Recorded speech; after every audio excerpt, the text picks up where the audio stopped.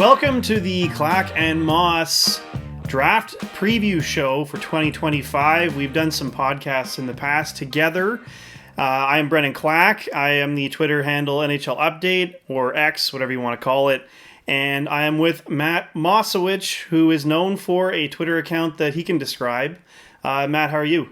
I'm not doing too bad today. Yeah, I've had a Twitter account in the past. I don't use it too much, but I'm trying to build it up a little bit, try and be more active next year with it, adding some draft content. But yeah, it has been kind of stagnant over the last few years. Yeah, I mean, you had a big following. I mean, the Oilers had a lot of great prospects to attract over the years, and now they have quite a shallow pool, but they still have some good, decent guys like Matt Savoy, Sam O'Reilly. They have some guys that are coming up that are not too bad. And speaking of guys coming up that are not too bad, we have some prospects to talk about for this NHL draft. And when you look at the list this year, it's not the most deep draft ever. I would say that once you get past, 24, 25, it gets a little ugly. Not that these players aren't useful. There's a lot of really solid kind of bottom six types that might end up being something. But I'm looking at this list and I'm thinking the real high end is early, and then there's a really big drop off. So you kind of hit on it. There's a lot of what I would call safe player types in this draft. And I think, at least for me, a lot of those names went a bit higher than I thought they would. Higher on our list, that is.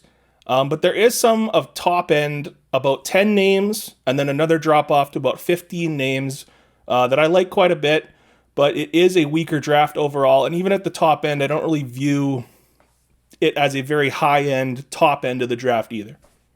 Well, and to explain part of how our list works, I compile a top 100 myself, and Matt also compiles a top 100 himself. We combine the list together. We create a top 100 that we feel kind of mixes together our best qualities. I'm more of an analytical guy, and Matt has been watching players way longer than I have and really has a great scouting eye for how the game works and who could pop, who could develop. And together, I think we can make a pretty strong list when we combine everybody like that. And we'll go through our combined list for the most part, while maybe referring to our own lists as we go through. But the combined list is the one that we feel the most strong about when we're following the draft and when we're going through and seeing who picks where. And we'll start off, I guess, with number one, which is not very undisputed. It's undisputed. It's Matthew Schaefer from the Erie Otters, the defenseman, 6'2", 186 pounds. He had 22 points in 17 games. His year was cut short by a broken collarbone that he suffered at the World Juniors.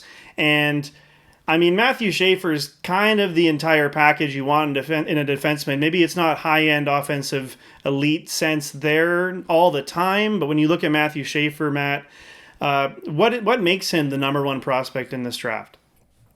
So I think right off the bat, the number one thing you see with Schaefer is he's just an elite skater and an elite activator.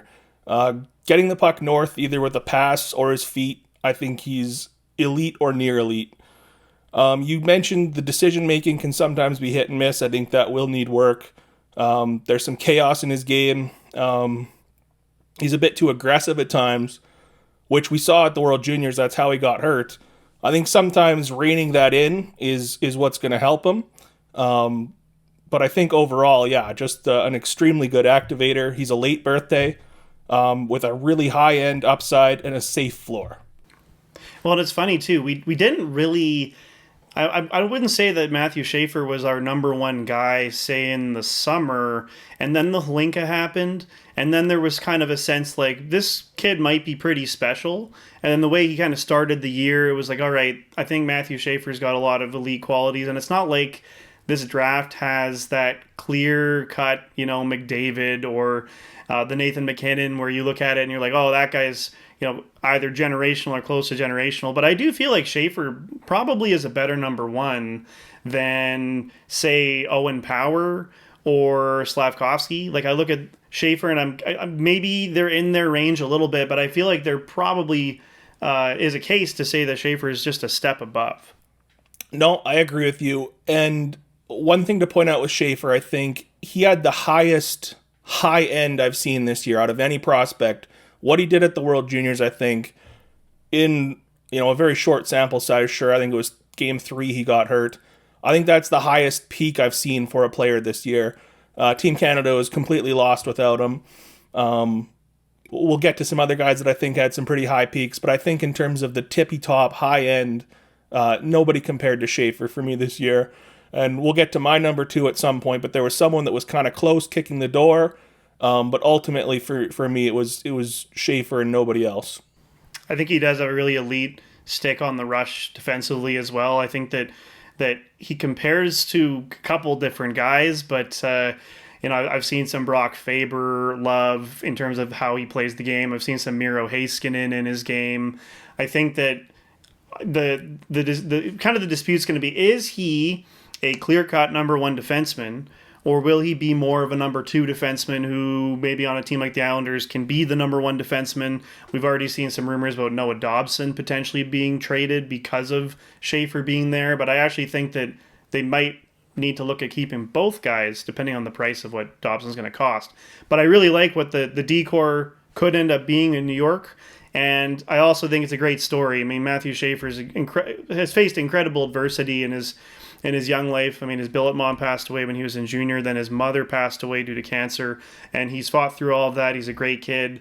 I think that he's a great ambassador for what this draft really means and what it's like for these kids growing into the NHL. I mean, he is such a mature guy that I think the Islanders will be extremely excited to run up to the podium and select him.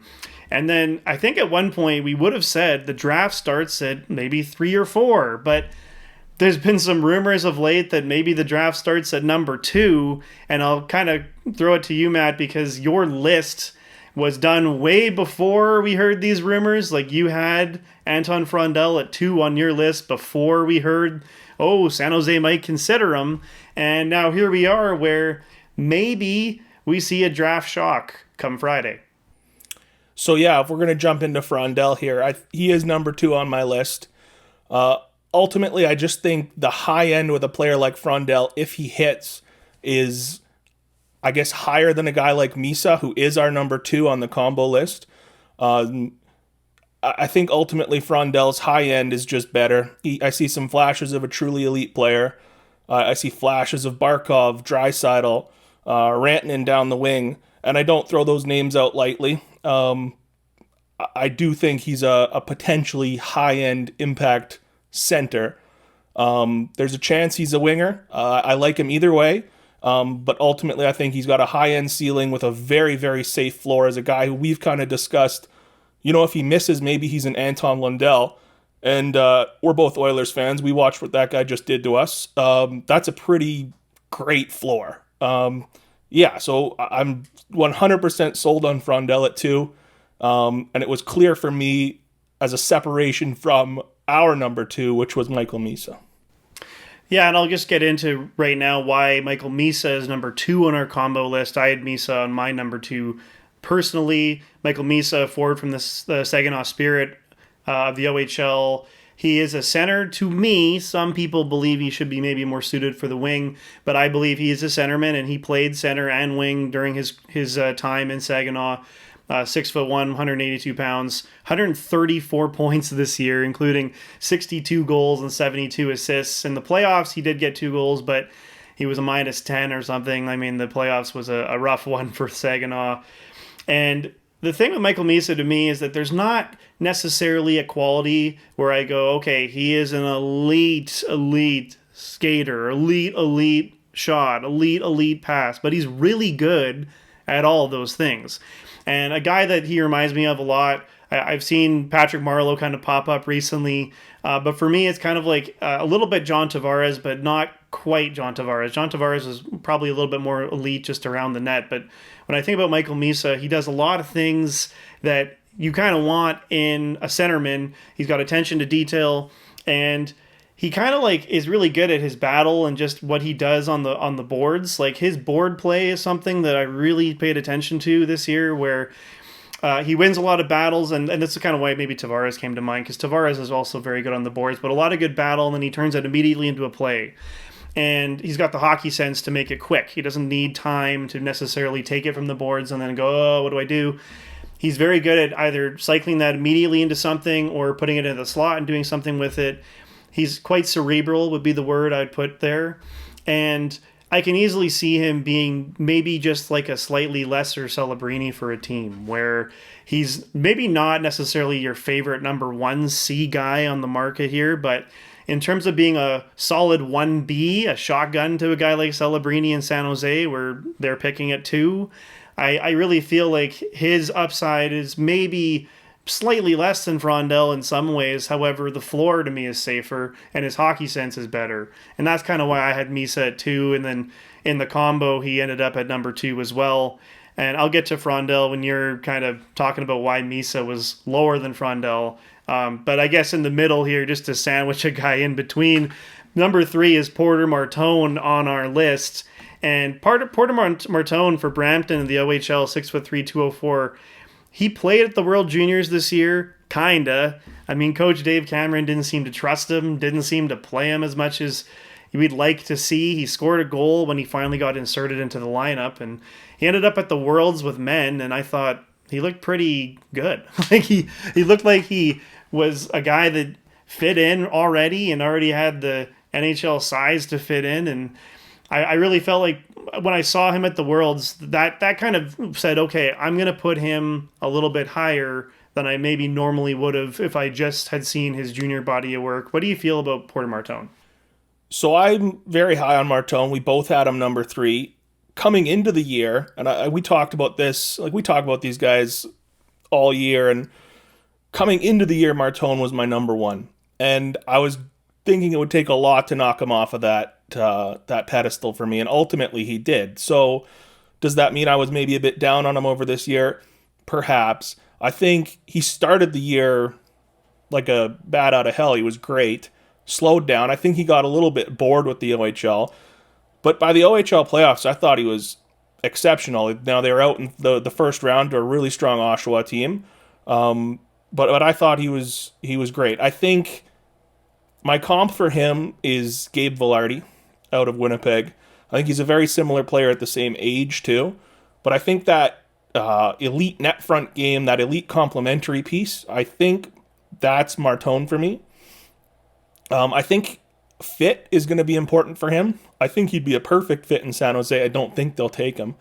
But I think fit and line mates will impact him, as opposed to a guy like Misa, who I think is more of a pure driver. And I agree with you. I think Misa is a center.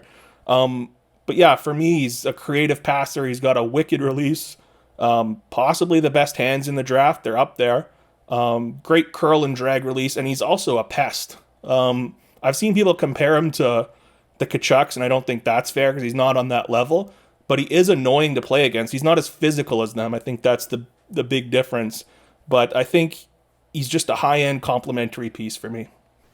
Yeah, I'm glad you mentioned the Kachuk-Perry comparison. He's more Perry than Kachuk. I didn't understand the Kachuk comparisons entirely. Maybe closer to Matt Kachuk, but when people say he's like the Kachucks, I always went, well, Brady and Matt are different players, and Brady's more like pure power forward. I think Martone, there's some people that look at Martone and they're like, oh, a little underwhelmed. He's not killing people out there all the time. It's because his power forwardness is more similar to me like a Blake Wheeler, where he's big, he goes to the net, and he's still a powerful force out there. And you mentioned his passing. His passing is unreal. But he's not necessarily always going to be a mean guy out there. He can be, but he's not necessarily that kind of guy. It shouldn't be a knock on him, though, because he still uses his size effectively. This isn't a guy that... There's a guy later in the draft who we're going to talk about who maybe doesn't use his size as effectively, and he's a big guy, and you would hope to see more out of him. But I don't really get that sense when I watch Martone. I don't go, oh, I need to see more. I think that he just isn't a goon. Like he's just a really talented big guy who can leverage that into something. And also in front of the net, he's also pretty good at deflecting pucks, and that's the goal he scored at the World Juniors. So really talented player all around. And I think Martone, I mean, it's weird that he might go, 5 maybe to Nashville, but maybe he drops to like 8 or 9, and I mean, whoever gets him is going to be just very excited to get the value that they'll get out of Martone. Going to number 4, I mean, we have Anton Frondell on our combo list, so I'll kick it to you first as to why Michael Misa for you wasn't number 2. So for me, I struggled with Misa. I think you actually hit on a lot of the points I was going to make with Misa is that I just didn't think he stood out in any one way except for production. Obviously, like it's hard to deny the production with him, but I just never found he popped for me. There was a couple games earlier in the year where I thought he was really dominant, but and he was on that torrid goal scoring streak, and I think he finished either close to or close to a goal per game with 62 and 65. Uh, Ultimately, my comp for him was Ryan Nugent Hopkins, a player who, that might sound like an insult, but a first overall player, a piece who was really important for the Oilers. He's smart. He's got a nonstop motor, nonstop drive, power play weapon, 5-on-5 weapon. I just think he's a safe bet to be a really good 2C, and I agree he's a center. I think what separated Frondell from me is just upside, purely upside. I think he's got the best shot in the draft. I think he's an elite puck protector. I think he's incredibly physical. And he did this all against men. Put up great production in a men's league, won the title, got them promoted to the SHL. And I thought he was just a beast the whole way through. I think one of the knocks on Frondell, I think something we've talked about is maybe the connectivity. He's not as connected with his line mates. I think he may need a driver with him. I don't know if he's driving the bus 100% himself at all times. I think if that comes, then there's an argument that he's the number one in this class in 5 to 10 years. But I just think the flashes of high-end upside is something I haven't seen with anyone else in this class, save for Schaefer. Yeah, and that's fair to me. Like, I think that with me, Frondell, like, there's really nothing I can say analytically against his production in the Allsvenskan, because his production was on par with the Willie Nylanders and the Pasternaks and Elias Pettersson, like the guys that played in that league prior that became stars. His production's right up there, especially considering he started the year so poorly because he was ill, he was hurt, and really a lot of that production came in the second half. And that was what, to me, he was almost going towards bust status. And then he showed this whole other side of him to make me go, okay, that's why people loved him last year. That's why people love him this year. I do have some hockey sense concerns, but like the tools are really elite, especially the shot and just the sense around the net, I would say. Like, not necessarily hockey sense with his teammates, which you just mentioned, but like around the net, he's a very, very smart player, amazing shot. For me, I guess one thing that bothers me is just his production in some of the biggest moments was a little bit low. It's not necessarily a knock against him completely, because Frondell does try to play a 200-foot game. However, you look at the U18s, and he didn't quite show up until, I guess, near the end. And then there was some flashes where it's like, oh, there's Frondell. But there was moments where you're wondering why he wasn't doing much in some of the games, why he was invisible. The WJAC 19 tournament as well, you'd think, okay, well, Frondell should do really good in this tournament because it's against inferior competition.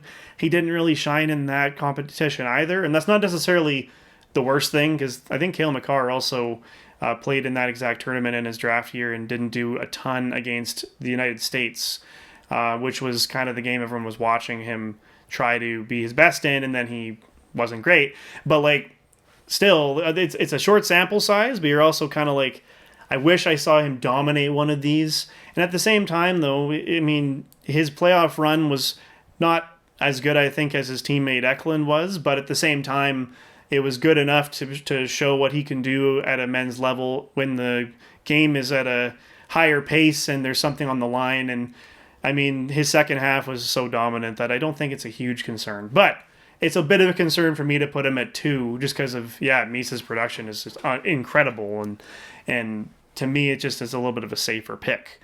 But if you want to go for full-on upside, I would understand the Frondell pick to a degree. But I personally would be like, hey, I think you should take Misa. But that's just me. And that's their top 4. And then to me, there's not necessarily a gap here, but based on how the rankings are going and how we're seeing the draft right now, and where everybody's mocked, like Schaefer, Misa, and Frondell seem to be the top 3 in the draft, and that could change by Friday, but it kind of seems like we're going to see some combo of Schaefer at 1 and then Misa at 2 or Frondell at 2.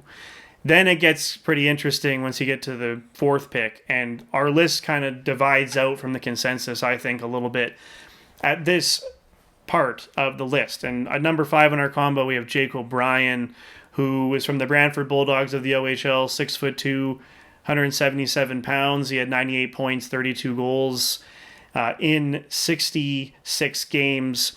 Jake O'Brien is a wizard with the puck, specifically the passing. I think the passing is elite. You could argue he's the best passer in the draft. And he's not small, which really helps him in this case, but I do think he needs to add some weight to that frame. But ultimately, I think his shot was improving as the year went along. And he reminds me a little bit of Dylan Strome, just a little bit. However, I think that you had a comparison for him that was a lot better than mine. So my comp for him is Kent Johnson, a player that I did not love at the time. I think I ranked him outside of my top 10, and in hindsight, he probably should have been there. But this is not the type of player I usually like. It took me a while to come around on O'Brien. I think he's a very soft, sometimes perimeter player. And you're right, he really needs to grow into that frame, but he's got the frame, which is important. But I found him to be very soft, perimeter, bit of a power play merchant. But over the years, I've tried to convince myself that, and in a draft like this especially, you have to rely on talent. And he is easily one of the most talented players in this draft. A right shot center with, like you said, high-end passing, his ability to slip under coverage, slip passes under sticks, spinoramas off his backhand. He's got a great toe drag, and I think a very underrated shot, which just makes the passing that much more of a weapon. If you can sell the pass and then take your own shot, which is something I think he needs to do more of. I think he needs to be more selfish with the puck. That'll just set up more open looks, and he'll be able to thread more passes if the shot becomes more of a threat. But ultimately, great production, great frame, and high-end upside. And high-end upside on the power play. Is he a playoff player? I don't know, but I think you do still need to score in the playoffs, obviously. But a player that'll help you get there, and a player that will just be an absolute wizard on a power play, running the power play from the half wall.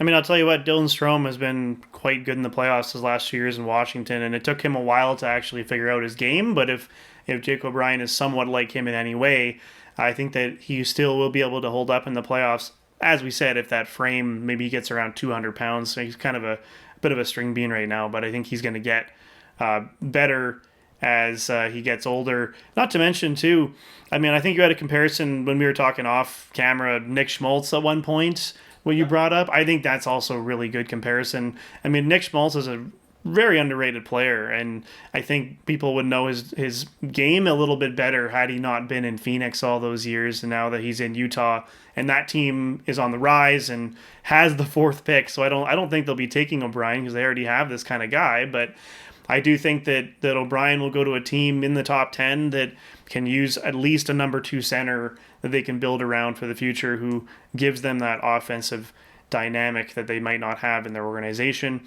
We go to number 6. We got Jackson Smith, the defenseman from the Tri-City Americans, the WHL. Number 6 is a little high compared to some other rankings. Some people have Jackson Smith in the teens. Some have him maybe 8, 9, or 10, but we have him at number 6. He's 6'4", 199 pounds, had 11 goals, 43 assists, 54 points in 68 games. And a lot of that was actually near the end. A lot of his production was in the last 25 games or so. And that's not a bad thing. It just means that he was developing over the course of the season in what I would describe as an elite tool set that he just has to kind of learn somewhat. I'll let you kind of go into Jackson Smith because I know he's been a favorite of yours for a while. Yeah, I'm very high on Smith. Going back to the Holinka in the summer, I thought he was excellent there. And it's funny that you like him because this isn't a player type that I think you usually like. But in a draft like this, and I just used the word upside with O'Brien and Frondell, I think the upside with a guy like Smith is just a massive. He's got a imposing frame that I think will support a ton more growth. Like, I think he's so incredibly raw, and I think a lot of times people will look at these players as somewhat of a finished product, and I think that's not the way I look at it. I think a guy like Smith is mean. He's got a very active stick. He's good at shutting down the blue lines. His defensive game gets maligned at times, but I actually didn't find it that bad. I think especially cutting off the lines, busting the cycle down low, very good. He can get caught running around, yes, and I think that's going to need to be cleaned up. On offense, I think he's got great potential. He's a really good skater with really good edges. Maybe the first step isn't perfect, but it's pretty good. I think he's got a lot of lateral mobility too, which again helps him cut off the blue lines, helps him deceive checks, and activate offensively. He was playing on a team with not a ton of support. I think if you put him on a better team, he's higher in a lot of people's rankings. He's headed to Penn State. I think that's a great program for him. I think he'll be able to work on training. I think the schedule will help a player like that more. And I think the comp I come up with for Smith, and this is kind of a wonky one, so stay with me here, but he's kind of a hybrid between Josh Morrissey and Darnell Nurse. I think he's got some of the good and bad qualities of both. But I think if he ends up somewhere in the middle of those two guys, you have a really solid defenseman, as much as Nurse can bother me at times. And I think that might be more of the low end where, the IQ doesn't develop and it stagnates. But overall, just a player that I find so tantalizing with the size and skating combo. Yeah, you know what? I think that I had some issues maybe with his hockey sense, and then as the season went along, some of those dissipated. Like, there still is some issues to me, but I think I was thinking his comparison at some times was going to be someone with more brain farts, and then at the end of the season, I was like, you know what? He's probably closer to like Hannafin or Harley than I thought he might be. I thought he might be more just kind of a second pairing dude, but you know what? He's got legitimate number 3 potential who can play number 2 on a team that might not have the D depth necessary. And in this draft, that's very, very good. So to me, I think Jackson Smith is well worth a top 10 pick and is well worth being the number 2 defenseman on our list, which is very up for debate between Smith, Murtka, and Keyshawn Aitchison. Now, I look at James Higgins here at number 7, and if you told me that at the beginning of the season, he's going to be number 7 on our list, I'd be like, are you insane? James Higgins has dropped that far? I thought he's number 1. I thought it was obvious. But I think there's some concerns from some scouts and concerns I've seen about Higgins that some are warranted and some aren't. Like, for me, the concern is I just don't know if he's a center anymore. I do wonder if he's more of a winger, and just to me, a smaller winger might drop in my rankings a little bit just because there's bigger centermen that are ahead of him, D-men that I think could make a bigger impact than what his position he could do there. But at the same time, it's like he's still at a point per game in college. He still went to the World Juniors and was very good. Like, I thought he was very good at the World Juniors. And he still has a lot of dynamic qualities that we just don't see in this draft. So when I think about James Higgins, it's like, yeah, did he really do nothing or did he do nothing? Did he have a good season? When we talk about Higgins, why did he drop this far is a good question, really, because I don't think he did enough negative things this year to go, oh, wow, yeah, he sucks. Like, he kind of did what we expected him to do. He just didn't do way more. And I think some of us were hoping for way more because of how good he was last year. I think he's a classic example of a guy that's maybe been over-scouted. I loved him coming into the year. He would have been number 2 for me entering the season. And ultimately, I just couldn't drop him too much farther.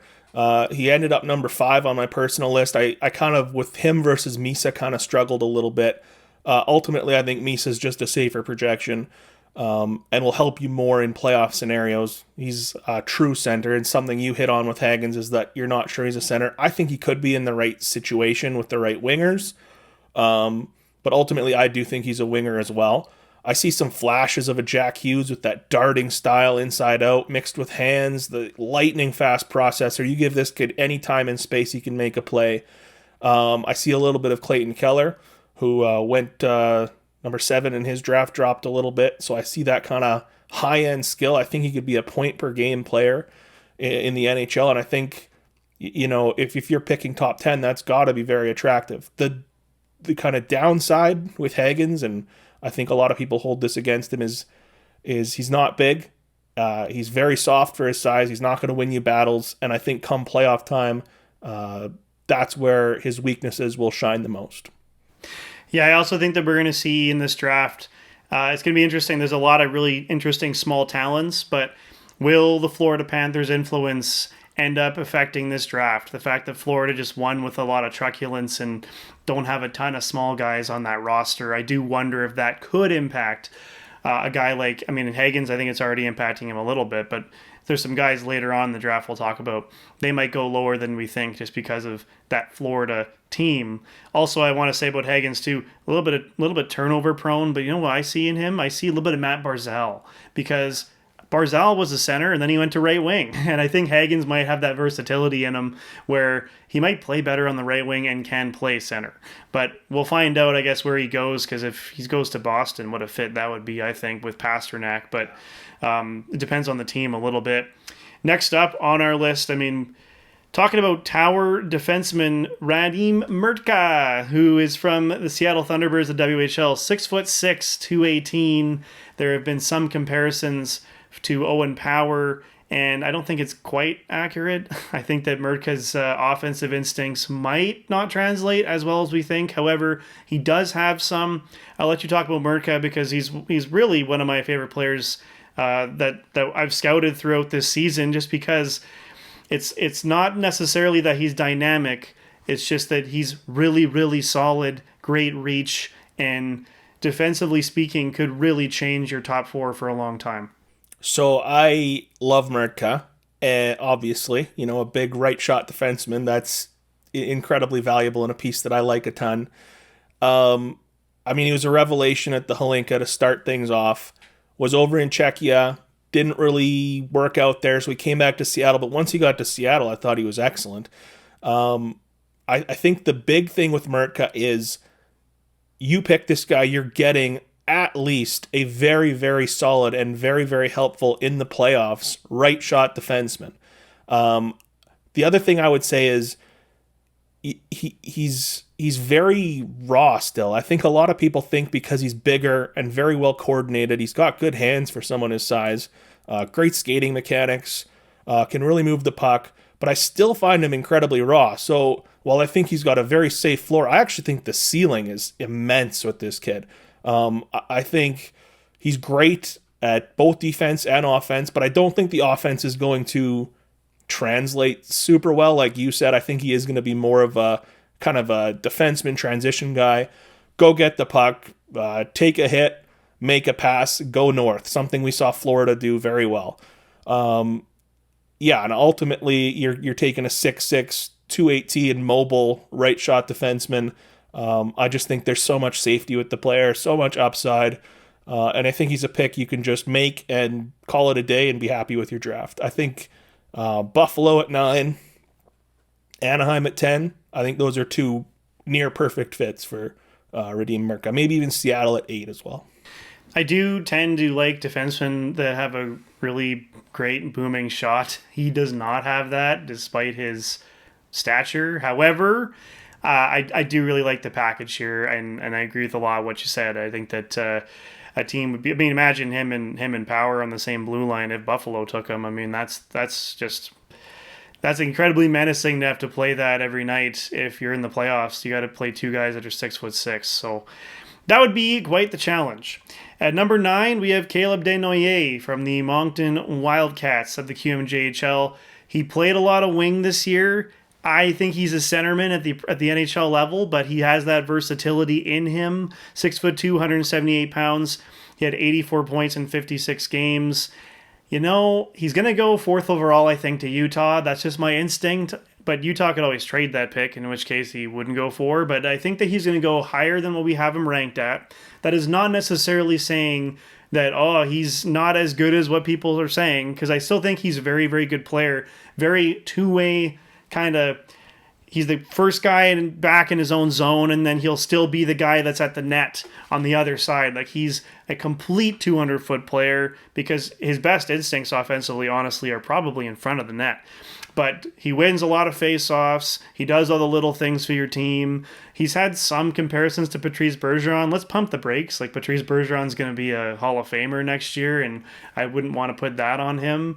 But one guy that I see a little bit in his game, but with probably higher finishing upside, is Philippe Deneau of the LA Kings. I look at Philippe Deneau, and I think that he got overshadowed this year a little bit. Like, people still put Anze Kopitar on their ballot for the Selke, and it's like, I think Deneau handles more assignments than Kopitar does at this point in his career. And if Desnoyers can do that and be like a 40-point second-line center for your team that handles all the assignments really, really well, then you're pretty pumped. Like, that's exactly what teams need, especially during the playoffs and at that time of the year. Why do you think Desnoyers might be a little lower for us, even though he'll definitely go higher in the draft? So I think the major question I had with him was just offensive skill. He would have been at risk at being outside of my top 10, and I did still consider it, but he had just a monster playoff, and that was undeniable. Kind of lost steam in the Memorial Cup. I think there were some injury issues there, but ultimately I thought he was just fantastic for Moncton in their playoffs. You're right, he did play wing into the playoffs. He was on a line with Sumpf and Juraj Pekarsik. I think the other thing that it's I don't know if it bothers me because I think he's got the frame, but he's pretty slight. He's, I think, just a shade under 6'2", with a pretty slight frame, but I think he should be able to add weight, and he's very physical for his size. Now, the positives with Desnoyers, I actually really like that Deneau comp. I hadn't thought of that. You're right, I do think he has more offensive upside. I think he's just a very, very safe projection to be a 2C, or if he maybe misses, he's a 3C if the skill doesn't translate. I think 2C is probably where I would, where I could see him ending up, maybe a 20-20-40 guy. Very competitive, very physical, the type of player that you want in the playoffs, which is, I mean, I think we've said that, 40 times already, and we're at number 9. But I think it's a theme you're going to hear a lot throughout this ranking is a playoff-style player. And I think that's Desnoyers, and that is why he is going to go higher.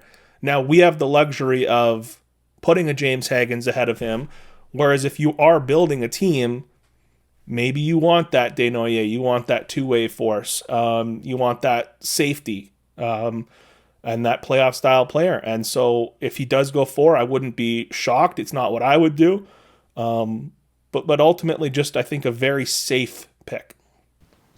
Now, for the rest of the first round here, Matt and I are going to alternate names and just kind of go through what we like about that player, maybe some issues with the player that we see. We'll just go through one and one, and I'm going to start with the 10th overall guy on our combo list, who I had higher, actually. I'm extremely high on him, and that is Keyshawn Aitchison from the Barrie Colts of the OHL. He's only 6'1", but you wouldn't think so the way he plays the game. 199 pounds, 64 games played, 26 goals from the blue line, and 33 assists. The thing with him is that he is a human wrecking ball in many ways. He's a throwback player, because if you complain about the league not being as physical as it once was, if you want to do that, this guy's going to change all that. And that's why a lot of people look at him and they go, oh, I see a lot of Radko Gudas, because his hits are highlight reel. And he does a lot of them clean. In fact, most of them clean to my eye. So at the end of the day, like, that's the kind of guy that transforms your blue line in the playoffs. A guy that when you're coming into the zone, you're actually scared. He's going to step in on you, and he's a menace. And not to mention, he's also going to make you fight for space to get to the net. I find that he's very good in front of the net in cutting off that particular lane. He still has some speed issues. You can still get around him in the open ice sometimes. That is something he's going to have to improve. But his offense is also just, 26 goals. There's a reason behind that. He's got a great shot, but he also just finds space very easily. He has a wrister. Like, he has a lot of things in his arsenal that I think make him more of a dynamic player than what I'm seeing some of the projections are for him. To me, he could be the Winnipeg Jets version of Jacob Trouba, who I was extremely high on in his draft year as well. A guy that can play a lot of minutes for you in a shutdown role, but also has that physicality, that shot, offensive ability. I do wish his first pass was a little bit better, but he's also not terrible at transporting it when he really takes off. So to me, Anaheim Ducks pick at 10, and I'm like, wow, that might be the fit, especially for a guy like Pat Verbeek, who really loves his truculence.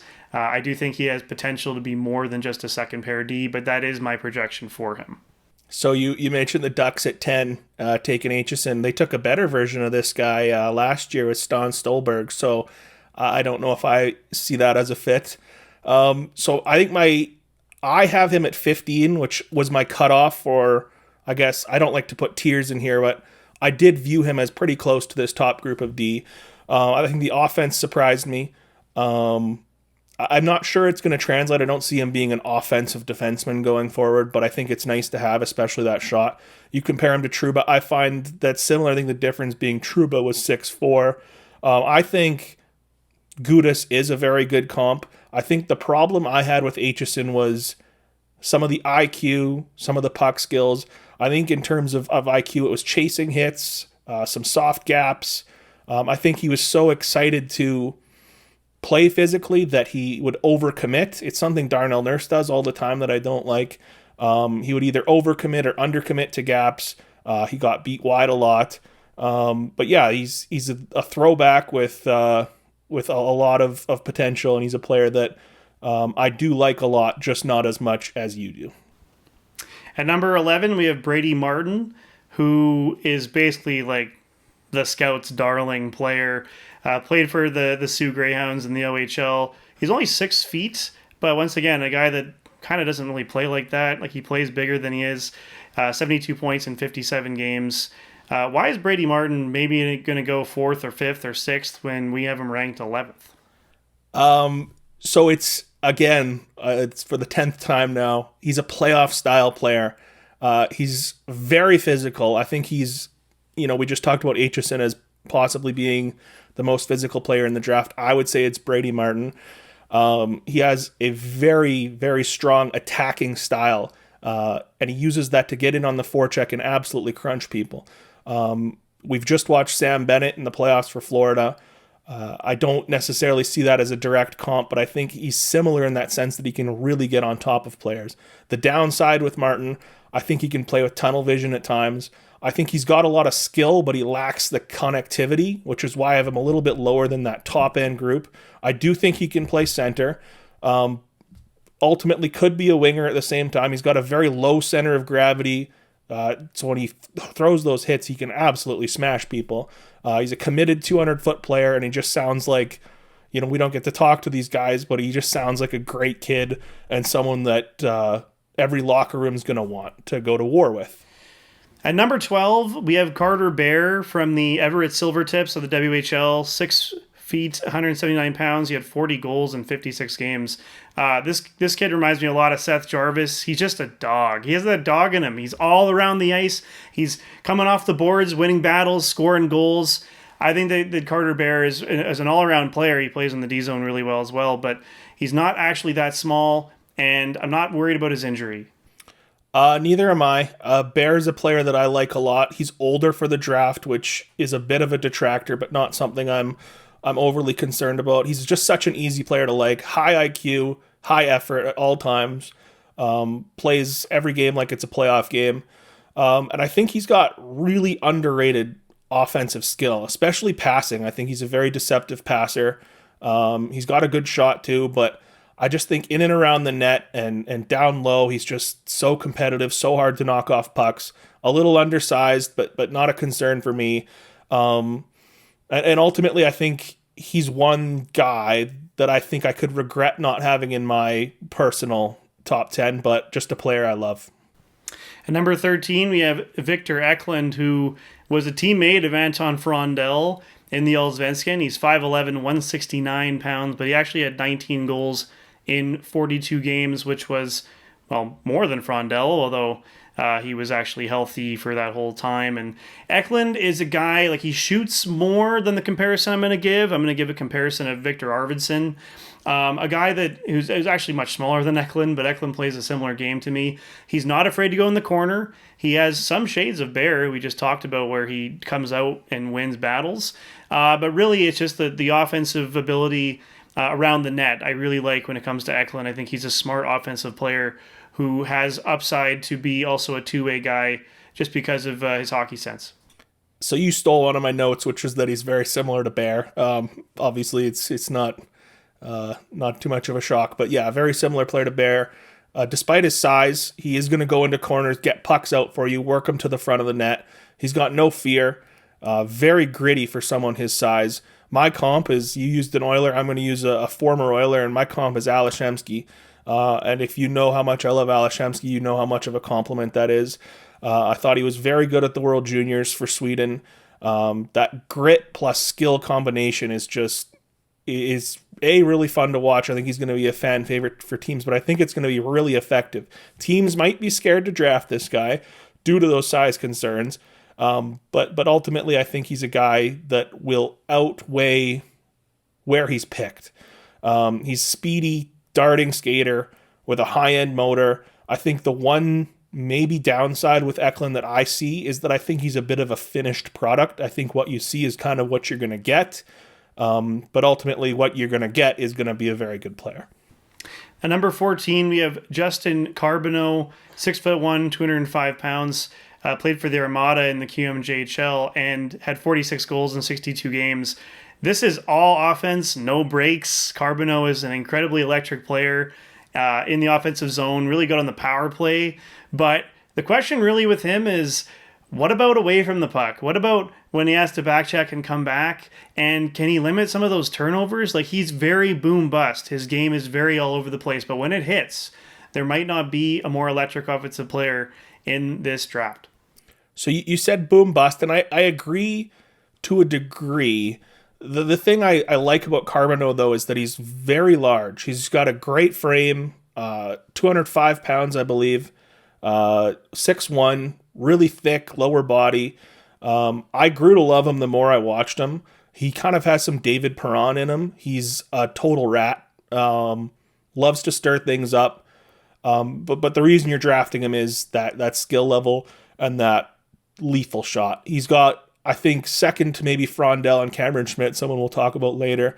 I think he's got the best release in the draft. And he can fire it in multiple ways. Off the one-timer, create his own shot. He's got really good hands, and he's got hands into a release. And I think the key to unlocking this guy is, again, and I think I said it with O'Brien, but it's the opposite way, is if he can develop more of a passing game, I think it'll make the shooting game it'll make the shooting game better, and it'll make him more dangerous. But I think this guy has 30-goal upside, and in a draft like this, you can't drop that too much lower than where we have him. At number 15, we have Cole Reshny from the Victoria Royals of the WHL. He's 5'11", 180, had 92 points in 62 games. He's a guy that, yes, he's small.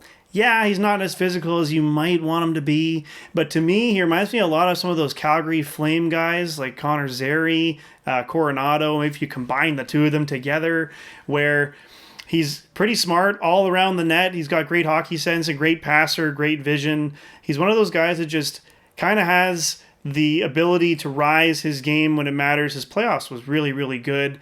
And it's hard for me to drop him, even at his size, when I look at that player, and I think he's just going to get it at the NHL level. So I'm basically just going to echo what you said. You stole my comp, Connor Zary. I think that's a very good comp for him, but he's not as big.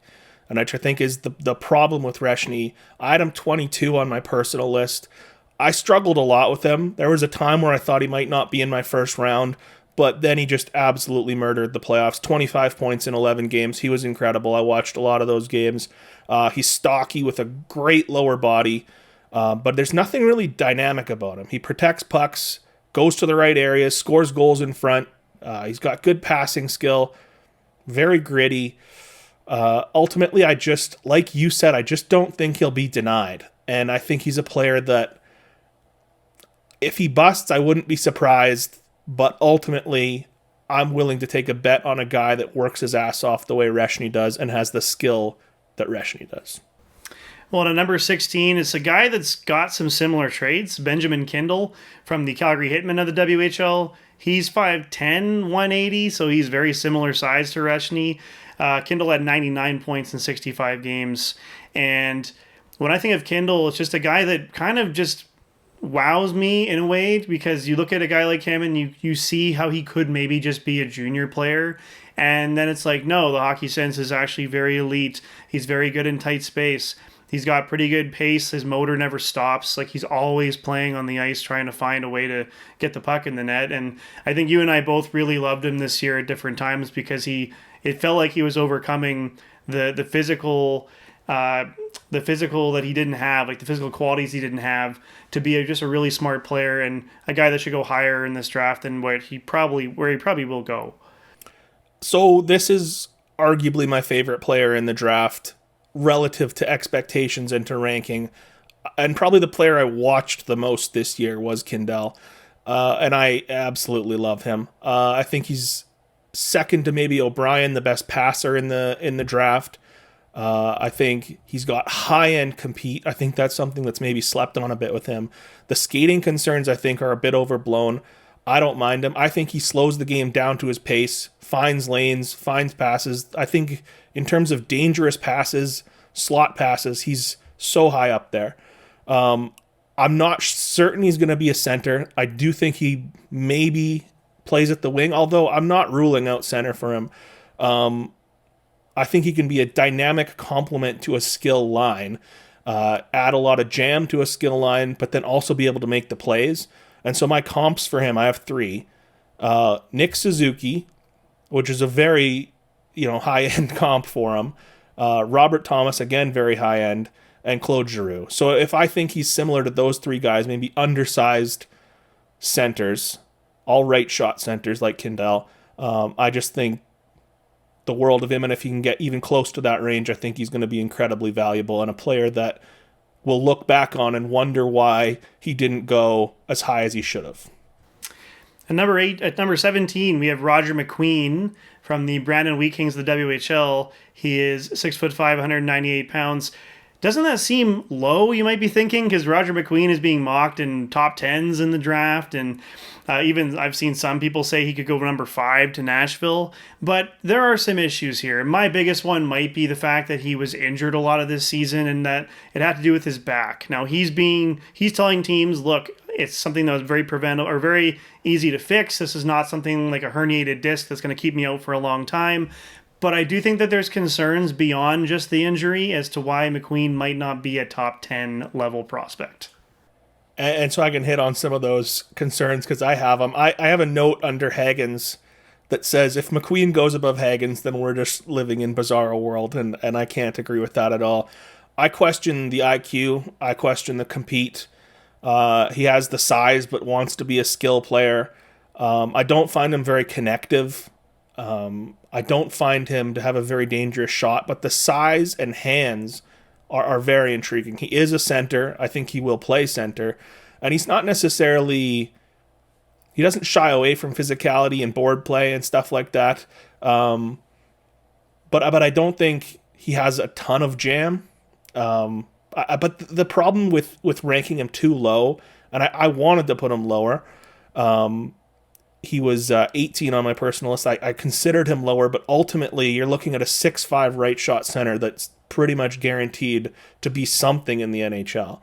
And I couldn't drop him any lower than this. I don't hate the player. I think the back injuries are a little bit scary, but not something I'm overly concerned about. But ultimately, back injuries aside, he just wasn't a player that wowed me at any point. At number 18, we have Logan Hensler from Wisconsin University. Played in the NCAA this year, 6'2", 198 pounds. And this to me is kind of where the list, like at 18, drops a little bit again in quality in terms of a tier. And that's nothing against Hensler. It's just that I look at a guy like McQueen who does have at least the upside to be something really special at center, and all the guys above him we really like for some reason or another. And Hensler is very safe. He's fine. He's a very good skater.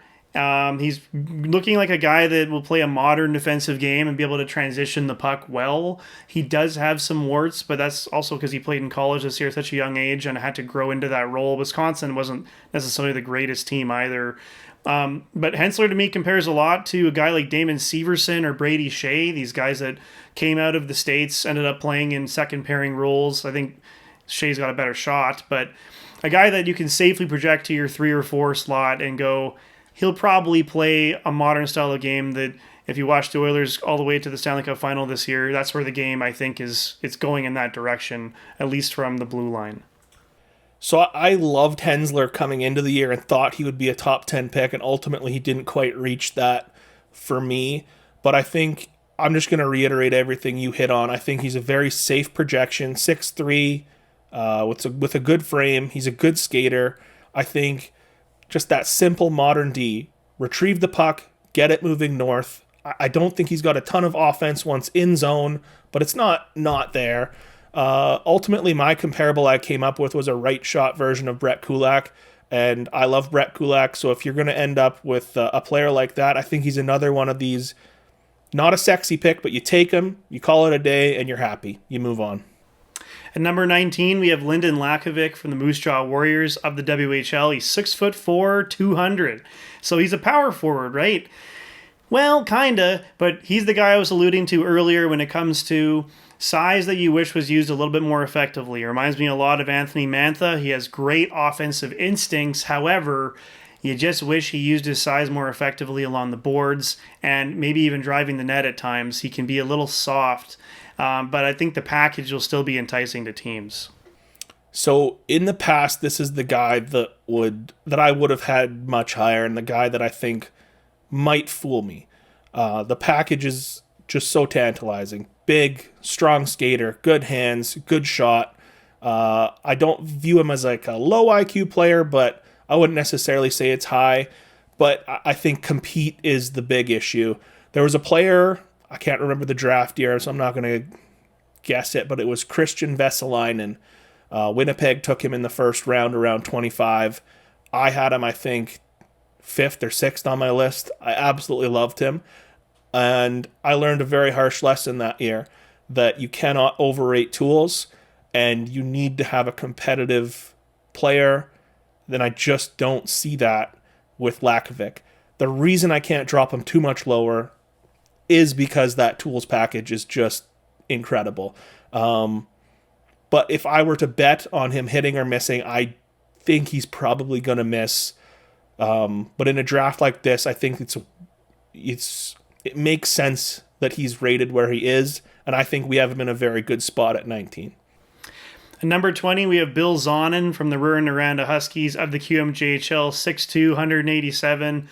This guy's got a motor, and I think the number one thing that you can look at for Zonin's game is his forechecking ability and the ability to turn over pucks. It's at a rapid rate. It makes him really hard to play. Yeah, Zonin's another favorite of mine. I had him 16 on my list. I just think he's a Swiss Army knife, competitive, strong skater, physical, not mean. He's not mean, and I think my biggest problem with him is I wish he had a bit more of that dog in him. But ultimately, I think he's a player you can plug into any spot in your lineup. Top 6, bottom 6, center, right wing, left wing. He's got a massive frame, physical along the boards, protects pucks well, and I think he's got an underrated skill game, an underrated passing game, and a guy that's just willing to go to the dirty areas to score, and a guy that's going to compete every time he's on the ice. Playoff style player, and I think a player that coaches are going to love. At number 21, we have William Horkoff, who you might go Horkoff? Well, it is Sean's son, the former Oiler. He played at Michigan University this year, starting in January or something. Like halfway through the year, he ended up playing for Michigan. He's a 6'4", 203-pound centerman. He had 8 goals in 28 games. And he's a guy that reminds me a lot of Nick Bjugstad. He's my comparison. He's just a menace to play on the wall. He's going to be a very good defensive center due to his size and reach. But there might be some untapped offensive potential here, but I guess we'll find out as he develops. So I was very happy you had him high because he's another one of my favorites in the draft. There's a few guys each year that I feel like maybe I'm higher on than others, and Horkoff is definitely one of them. I wanted to go higher, but ultimately couldn't put him above Lakovic or McQueen just due to upside. But with Horkoff, he's big, rangy, athletic, very, very physical. You mentioned his ability to battle on the boards. He plays the game in the trenches, and he's ready to go to war every night. I thought he was the Americans' best player at the U18 by a mile, and the most projectable player there for sure. I would watch for him to go a little bit higher than people think. I have a prediction personally that I think he goes top 20. We'll see if that happens. I think teams are going to like him due to that playoff style, due to that ability to play in the trenches. My comp for him is a bit higher than what you had. I have him as an E2 Luosterainen type. I think the skill is similar. The ability to just plaster guys into the wall like Luosterainen does. And again, if you were watching the playoffs, you saw how good of how impactful a player like Luosterainen was, and why I'm so high on Horkoff is that I think he could be a very similar player to a guy like Luosterainen.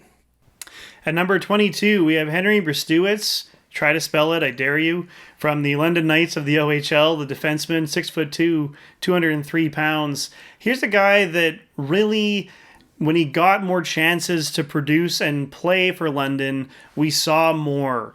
And I think that he's one of those guys that just plays a really safe, modern game that you can project to your second pair. Really smart player. Once he got more minutes, it felt like he was able to join the rush more and show some of that offense we maybe didn't see in the first bit of the season. But I look at the complete package here, and I think this is the type of guy that at this range in the draft, which 22, you're pretty happy to come out with him. So, very safe pick for me. I like him a lot too. Not as high as you had him. I had him at 33, so just outside of the first round. I think if he's, in that 25 to 35 range, I think he's a guy where, again, you take him, you call it a day, you're really happy. I see a lot of untapped offense with him. I think playing with Sam Dickinson, that was his partner most of the year, and into the playoffs, into the Memorial Cup. I think maybe he had to kind of play that blanket role a little bit more because obviously you want the puck in the hands of Dickinson.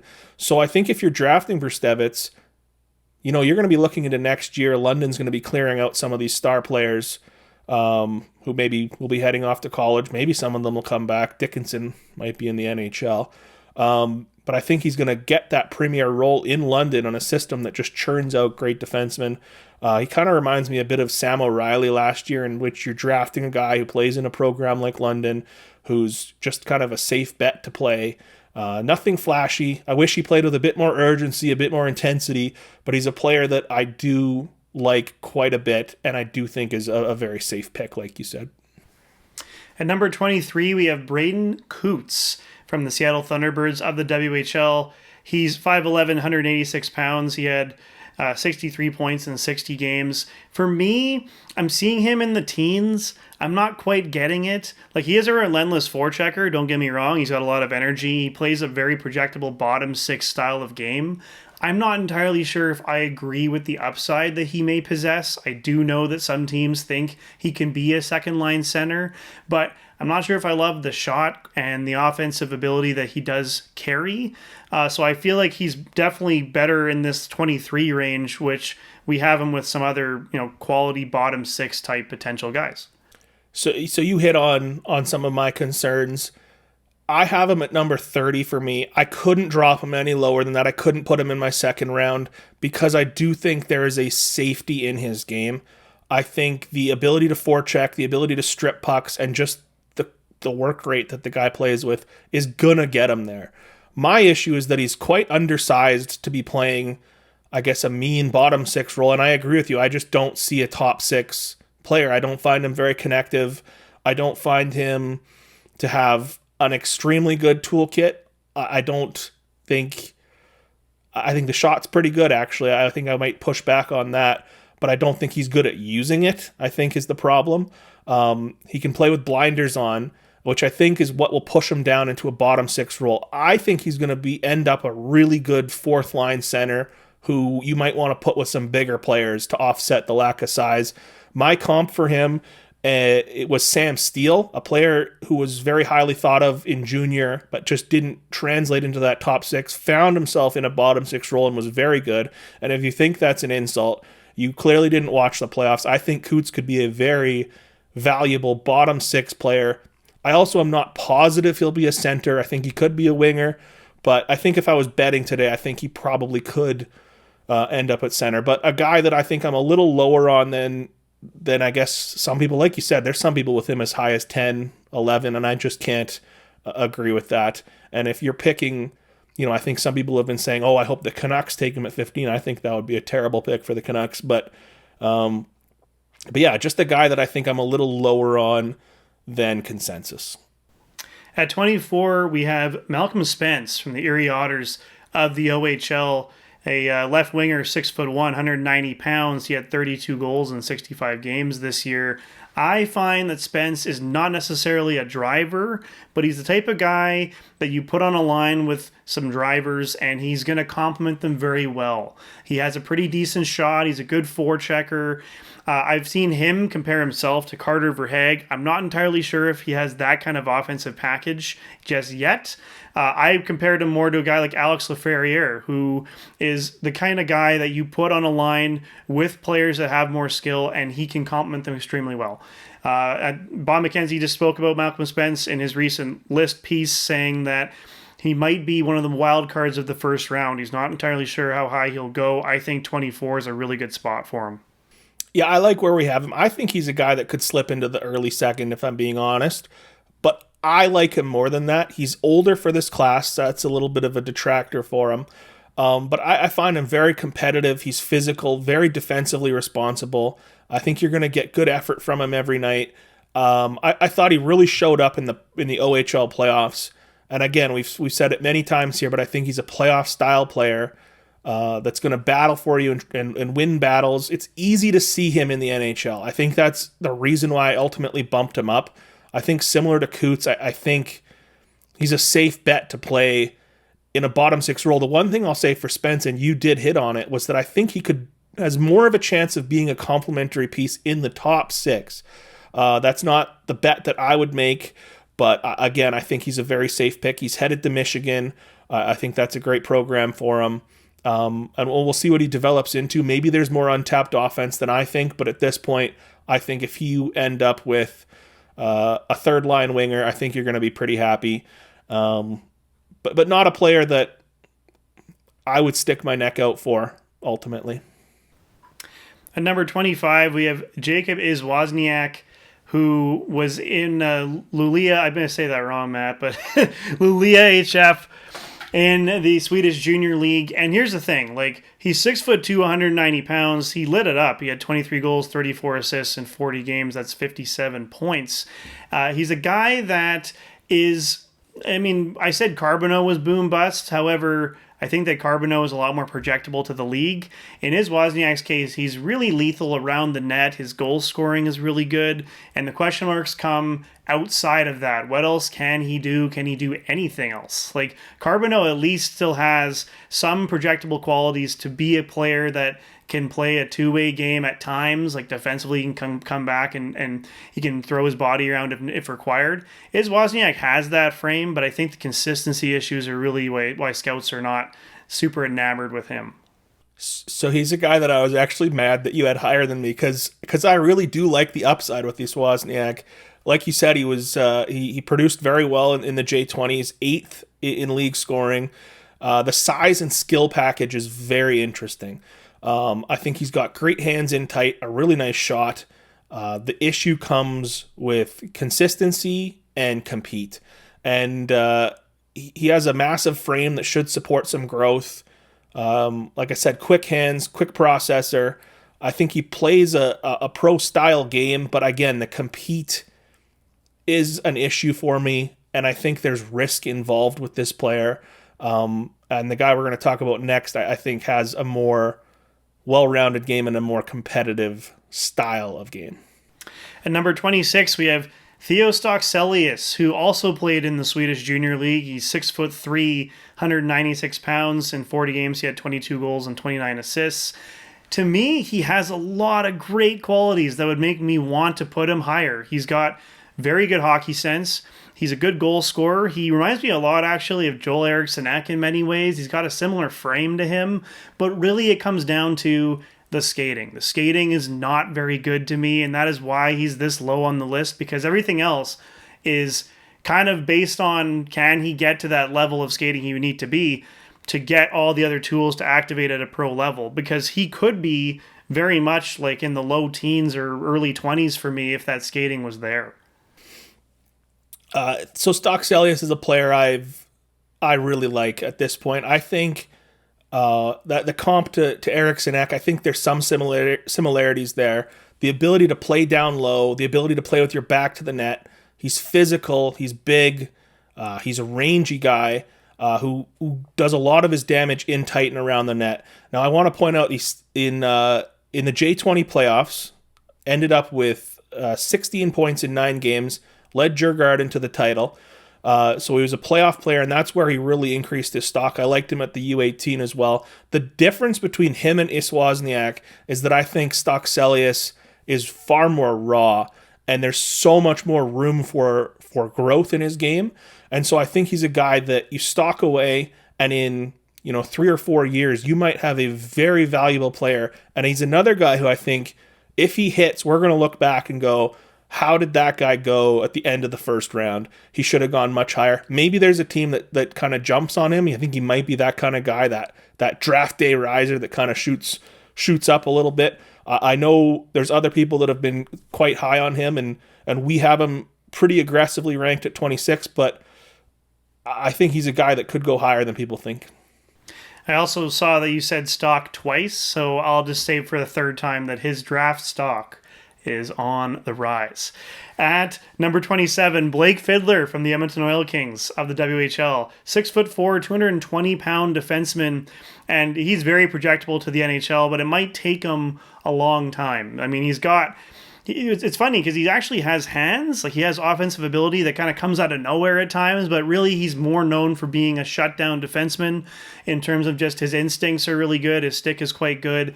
It's just going to be defensively the backward skating and some of the other elements that he's going to have to develop over time to really hammer down his gap control for the most part. But I see a really projectable number 4 defenseman here, especially with that kind of frame and skating package. So this is one that surprised me. You had him as high as you did, because he just doesn't seem like a clack type player. So there's a few things I really like about Fiddler. First off, he's massive, 6'4", 220. The size and shutdown package is very intriguing. I think he's really good at busting the cycle. I think he's very physical at the lines, loves to shut the blue line down. The problem I have with him is that I don't see the puck skill or the IQ there. So I think what separates guys like Sinichka, Brustevich, Rombach, Limitov, and Hensler is that they have those puck skills, and I just don't see it with Fiddler. I had him a little bit lower, 45. He reminds me a lot of a Luke Shen, and again, another guy that I think that will have value in the playoffs, but I just see a bottom pair guy. Maybe if he really hits, you have a second pair guy, like you said. I think you were pretty aggressive with your ranking, and I think we kind of evened it out, and 27 does feel like a good range for him. I think he will go in this range. I do think he'll be picked in the first round. I think teams will like him. Bloodlines, his dad is Vern Fiddler. But I think I was just ultimately a little lower on him than you were, and I was surprised by that. Well, number 28, this is kind of another surprise just based on player styles between Matt and I, who we like, but Cameron Schmidt at number 28 from the Vancouver Giants of the WHL. He's 5'7", 160 pounds. He had 40 goals in 61 games, and if you ask some scouts, he had a terrible start to his season, but by the end, they were quite enamored with him and his ability in the playoffs to be a leader for a team that really wasn't expected to do too much, but Schmidt went above and beyond in that role, and that kind of gave me some vibes that he could be maybe a Logan Stankoven. But the reason why we differentiated a little bit is just because of, from a production standpoint, he just didn't produce as much as other small guys have that I've really liked. Like, I really need to see an above and beyond production from a small guy. You look at a guy like Cole Caulfield, who just destroyed in his draft year. Alex DeBrincat destroyed in his draft year. Schmidt, well, he did get a lot of points, a lot of goals, but it's a little bit lower than what I would have liked to have seen from a guy like that, because 5'7" is, at this moment, the smallest player in the NHL. Yeah, he's tiny, but he's a guy I'm willing to bet on. I think he's an incredible skater. I think that's something that's slept on with him. His top speed is perhaps the fastest in the class. He's got to be one of the best. He can absolutely burn. He's good for a few breakaways every game. And that shot is just absolutely deadly. Him blazing down the wing and just ripping snapshots, he was doing it all year. He can finish off the one-timer. He can finish in tight. I think the area of concern I have with him is, again, not a very connective player at times. I do think it got better as the year went on, and I think it's a little underrated. But when you have the shot and you're the go-to player on a team like Vancouver, I want you to be shooting the puck. He plays with a chip on his shoulder. He's a feisty little guy. Won't back down from anybody. I still remember one play in the Hlinka that stands out for me against Czechia, and he's face to face. Well, not necessarily face to face with Radim Mrka, ready to throw down with him. Just won't take any shit from anybody. I had Stankoven at 13 in his draft year and Caulfield at 7. Those were guys that I was willing to bet on at the time. And while I have Schmidt a little lower at 23, because I do think it carries more risk, I just think that's a guy I'm willing to bet on. He's a total pit bull, and I think he could be a goal scorer in the NHL in the right situation. At number 29, we have Jack Nesbitt from the Windsor Spitfires of the OHL. 6'4", 186 pounds. He had 64 points in 65 games. Nesbitt will go, in my opinion, from what I've been hearing at least, in the top 20. And that's not necessarily something I agree with. I think that Nesbitt could be a really solid third-line center, but with some hockey sense issues where the defensive game is a lot more prevalent than any kind of offense, although he has some flashes. To me, I wouldn't be taking that as high, but when you see him compared to Adam Lowry and how teams love Adam Lowry, fans love Adam Lowry because of how good he is for the Jets in their 3C role, I think that's why Nesbitt can go as high as that. But for us, I think 29 is probably a decent spot for him just because I actually think that he has less upside than, say, Horkoff or Coots, so we have higher in the list. I agree with you on both points. I like Horkoff and Coots more. I think Nesbitt's a very safe bet to play, though. He's a very, I guess, boring player to me. I never found that he really popped for me. I do like his skill in front. I think he could be a net front player on a power play one day. I like his ability to go into the corners and fish pucks out. He competes down low. I didn't find him overly physical for his size. He's just not a player I would lose my mind over. I really don't even have that many notes on him. I just found him very vanilla. I think he'll play maybe as a fourth liner. Maybe he's more than that. But not a player I wanted to rank too high. And I put a lot of time into Nesbitt. I guess I wanted to see more from him and I just didn't see it. At number 30, this is probably the guy in the draft that we disagreed on the most, and we both have decent reasons to do so. I think for me to love the guy and for you not to like him as much doesn't mean you don't like him.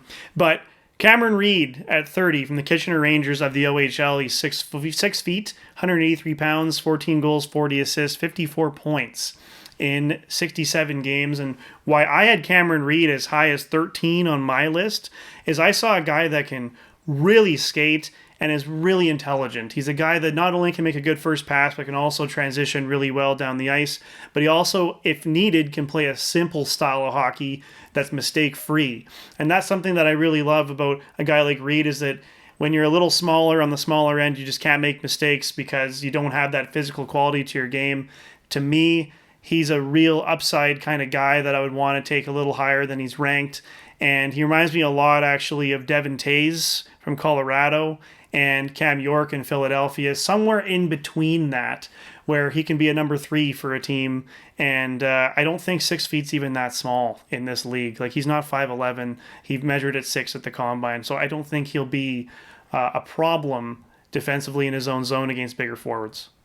So yes, this is the guy that I think we had the biggest disagreement on, save for maybe one other guy, maybe two other guys. But so I had Reed at 55. I had him in my second round, and I don't necessarily hate him. I could see the Taves comparisons a little bit, but that's like an absolutely wild upside scenario for him. I just found him to be, I guess, a little vanilla. He's mobile, he can skate, but I didn't find him to have really good offensive instincts. I didn't think the skating was super high end. I don't think the offensive skill set was very high end, and I found him to just be very soft in his own zone. Pushed around easily, pushed off pucks. Not a guy that I think you're going to win with in the playoffs.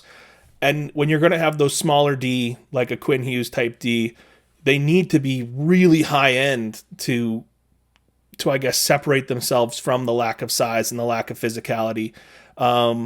He seems like a tweener type D to me. My comparison was Eric Gustafson, a player who you really like, so it makes sense that you like this guy. But just not a player I came away liking at any point in the year. At number 31, we have Eddie Genborg from Linkopings HC. We have him down as a Swedish junior player, but he ended up playing in the SHL actually for quite some time this season. And he's 6'1", 179 pounds. He had 34 points in 28 games with Swedish junior. He's the kind of guy that's just very safe to project. He might only be a fourth line winger as far as we know. Like, there are some qualities in his game that make him tantalizing from a playoff player perspective. He's a hard forechecker. He's a really tough player to handle on the boards. And if you just watch like the Florida Panthers, for example, once again, you know, they had a guy like Jonah Gadjevich, who I think is similar, but Gadjevich is a lot tougher in terms of being able to fight. But I think they play a similar style game in which he's just going to wear you down over the course of a game because he never stops. His motor never stops. He's always forechecking, always just hitting people and getting puck retrieval back. His offensive skill, it's fine. I don't think it's anything to write home about. But at this point in the draft, he's really safe. So you absolutely just stole my player comp, which was going to be Gadjevich.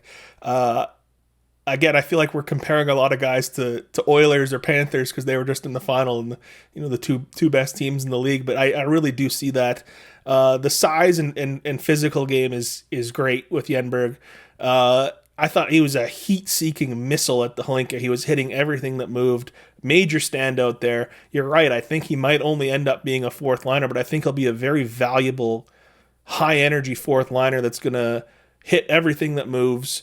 I love his ability to drive the net, though, too. And I agree. I think he's very good down low. I think he's got a little bit of untapped skill around the net. But again, I think if you're drafting him, you're hoping that he's a good fourth line player. Now, do you take that in the first round? Maybe not, but I think we've just both liked the style of player and the physicality that he brings to the game. I think some team will love him. Do I think he goes in the first round? No, I don't. I think he's an early second round guy. I had him 41 on my list, but a player I do love despite having him in my second round. And our last player we have ranked in the first round at 32, and it's a guy that just is getting some first round buzz now. Kurbin Limitov from Dynamo Moscow of the MHL. That is Russia's junior league, 6'3", 198 pounds, 8 goals, 15 assists, 23 points in 46 games. There's a lot to like here from a tools perspective in terms of his skating, the frame, the size, and some of the defensive play. However, I think some teams where they're a little apprehensive about him is that he does have some really not great turnovers in his arsenal. The puck moving, I wish, was a lot better, and the decision making needs to be a lot better. But there is something here to mold. A guy that reminds me a little bit of Philip Broberg, actually, but maybe more appropriately ranked than what Broberg was ranked in his draft year. So Limitov's a guy I like quite a bit. I had him up at 24 on my personal list. I just think the upside is so high.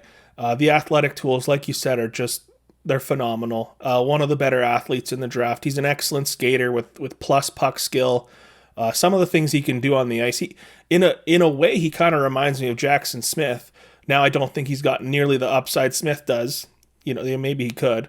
I think he's physical. He battles down low, cuts off play on the boards, and then once he does it, he can make the play going north. Offensively, I think he's got untapped potential, but again, it's very raw. I think you're drafting a project here, and you're going to have to wait quite a while to get the dividends out of it. It's very much what I would say the swinging for if he goes in the first round, it would be the swinging for the fences upside pick. I think if he hits, though, you could have a top pair D. But I think the reason he's ranked at 32 for us, 24 for me, is that there's lots of risk involved. There's a chance this guy just never pans out. If like you said, the decision making doesn't come along and he just doesn't progress the way you hope, you might not have anything. But he's a guy that I'm willing to bet on because of the tools and just raw upside. So that's our top 32, and you might be wondering, where's Cullen Potter, guys? Like, Cullen Potter is the top 20 player in this draft. He's so skilled. He's awesome. What are you guys doing? Well, we just have Cullen Potter right outside the top 32, and we thought maybe we should just do another video on controversial players that we don't have in that first round that you might be looking to have your team draft pretty high, and also our favorite sleepers. Not to mention, we didn't even mention any goalies, and there's a possibility we see some goaltender action in the first round this year. Guys like Joshua Ravensbergen and Semyon Frolov has been getting a lot of hype for maybe a first round pick. And we'll get into that in our next video. But for now, we'll just leave you with our top 32 and stay tuned for the rest of the top 100.